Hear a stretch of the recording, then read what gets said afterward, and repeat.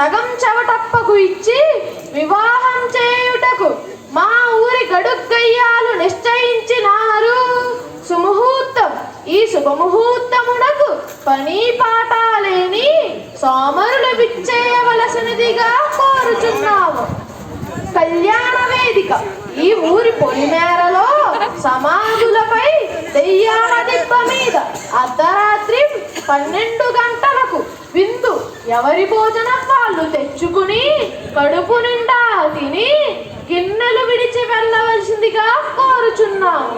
కట్న కానుకలు ప్రతి ఒక్కరూ 10,000 రూపాయల కంటే తక్కువ ఇచ్చిన వారిని ఉరితీయబడును.